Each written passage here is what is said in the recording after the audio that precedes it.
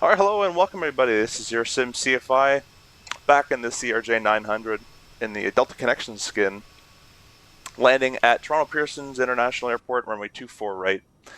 And today the winds are high and gusting. We got winds from the north, 25, gusting 29, I believe, or 30 around there. This is some wind I threw in there. This actually isn't uncommon to see landings on the 2-4s with this high wind. Toronto does not like to go down to 2 runways in use. If they can keep the 2-4s or 6s in use, they get 3 runways out of it. But if they switch to the north ones, you get 2. So it's pretty realistic, actually. Anyways, today I'm going to talk about crosswind correction and technique on landing. The goal of the crosswind technique and landing portion is to land with the main gear and the nose gear eventually in line with your longitudinal axis. So what that means with the runway, I should say. So you want to be completely centered on that runway. There should not be any side loading on the gear. You should not be landing sideways and then fixing it. It should be fixed in the air, touch just before you touch down. So with a wind from the right, our right wing currently, this wing on the right side, is receiving more lift than the left wing just because that wind is hitting it first, right? That's going to cause the airplane to roll, and it's going to pick up that right wing. If the right wing has more lift, you can think that right wing is going to get picked up. So on the landing, once we get lower, I'm going to have to hold that right wing down with right aileron, with right yoke. Let me go ahead and show you my control inputs right now. Just because if you're using a Boeing TCA yoke, I highly recommend, don't worry about these ones on the right, but these 2 settings on the left, I highly recommend going to what closely resembles this. This is what I think the RJ feels like for my real life experience in the RJ, this is what I think it best represents it in the sim. If you leave it default, it's way too sensitive. The smallest movement, you're already rolling 30 degrees. It's way too sensitive. So I brought down the reactivity to 60%, or close enough, and then our sensitivity as well, I've brought it back. And it gives you a much more smooth feel. It takes more yoke movement to get more aircraft movement, and that's what we want. It was way too sensitive. Okay, so I'll leave that up. You can pause that and use that. Lastly, with crosswind and turbulence specifically, we're running real turb today. You almost have to be in a boxing match with the yoke. You want to be making fast, quick movements, kind of like a punch and jab. You're kind of very quickly, I can probably show you here. I guess I can't show you the up and down portion, but you'll be making quick up, down, left, and right to hold the aircraft stable. Sometimes you just can't be smooth with it. You really have to just kind of micromanage everything when it's really bumpy and when it's really windy outside. So it's on autopilot. I'm gonna unpause here. I don't know why GSX is selected there. So we'll go ahead and see how the autopilot manages that. Okay, didn't manage that well. So autopilot's disconnected. Okay, I should mention I was slewing earlier, and the slewing causes a don't sync to constantly just keep going. So we'll just don't worry about that part.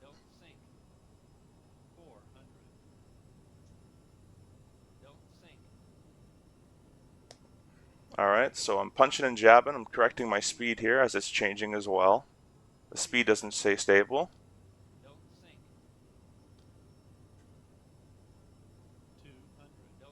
Okay, focusing on my 1,000-foot markers. Correcting speed. Alright, I'm going to pause around there. So, right now, this is what the aircraft is looking like. So if I land, let's just say I was lower and I landed, my nose gear, my main gear, is going to touch down sideways and put a lot of side loading on that gear.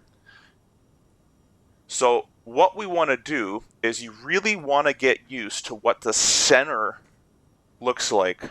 So right now, if I were to draw a line from the nose, and I can show you this,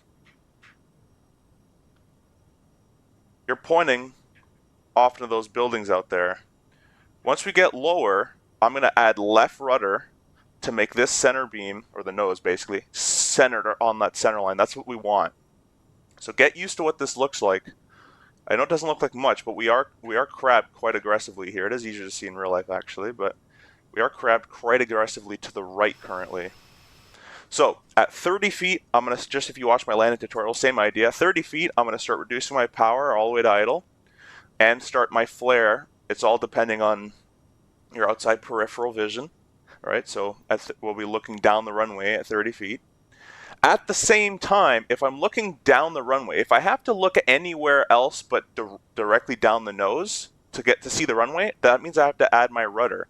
The goal here is to land with the main gear centered with the center line, right, in line.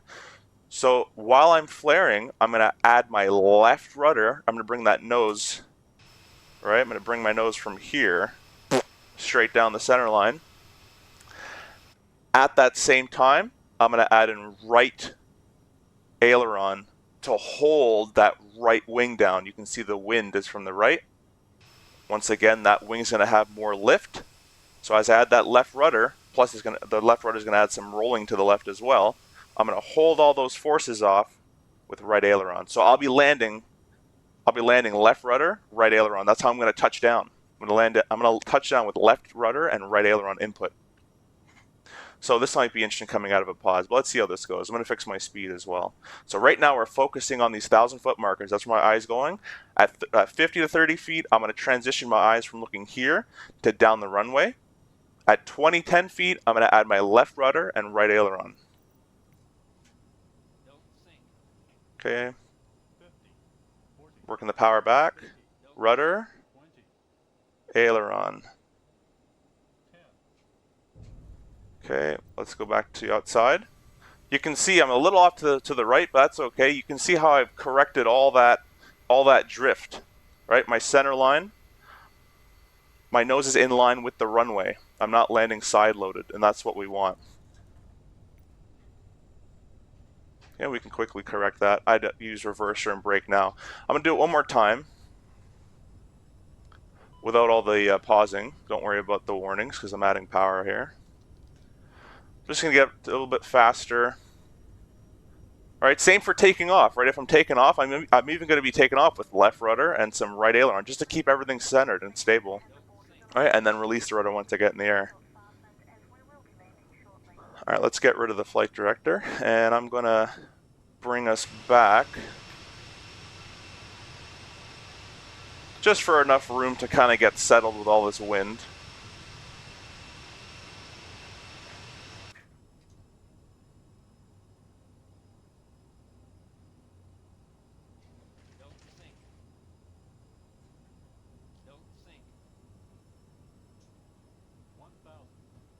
Okay, so I'm going to do it all in one smooth motion now, and I want you to see how it goes. So looking at the yoke as well, this is kind of what I'm doing. I'm kind of just pitching, or not pitching, I'm kind of jabbing and weaving, if you can, kind of like a boxer would.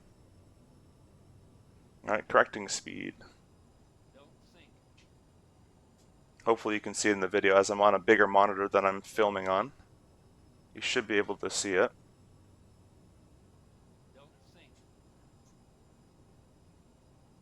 Now, a CRJ being a CRJ, there's no auto throttle, of course. So you're doing all this manually. You want to keep a good view on that speed. Correcting speed. Always better to be faster than slower if you can help it, obviously, but right on the money is what we want. Okay, as I'm adding all these aileron inputs, I'm adding rudder as well.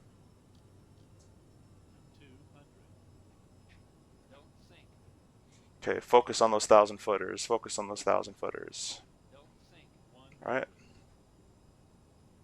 Now start looking down the runway. Okay, left rudder. Right aileron.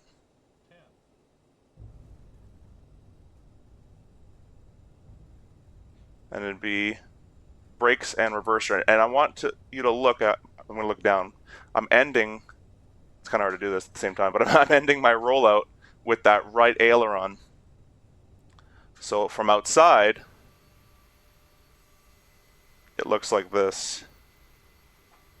You can see one aileron is up into the wind, which is causing this right wing to be held down, and the left wing aileron is down, just like a regular aileron would be. So my goal is to hold this right wing down, because with this right wind, all this lift is hitting this, or all this wind is hitting this wing, causing the wing to get brought up and start throwing me to the left. So I'm holding that force down. And of course, you'd have reverser in here and brakes. My reverser's not mapped, so I have to only use wheel brakes. That's all I kind of have, unfortunately. But I just don't have it modeled. So hopefully that all makes sense. When it's really windy like this, correct technique and touchdown zone is very important. So the whole butter greaser thing, if you can manage a nice landing, great. But the point of a crosswind landing is to get on the ground with the main landing gear centered along the runway. Right, your longitudinal axis is aligned with the center line. And hold the inputs. The biggest thing that I see are done in flight sim and even real life as an instructor is people would land with this the left rudder with the right aileron. Main gear touches down, boom, they release it, and the airplane goes boom, way off to the left, because now, just because the airplane's on the ground does not mean the wind has stopped, right? So once you touch down, you're touching down with this left rudder, right aileron, and once you touch down, we're actually going to increase as we slow down to max deflection into the wind, right? As we're slowing down. So we touch a little bit with right aileron, left rudder, and then we increase our aileron all the way to max deflection to the right. Once we're slowing down through 100, 120, and there's no, we're not going to wing strike. The rudder is all depending on center line outside, so that I can't really give you a position for that. So touchdown, boop, good, and we slowly add more.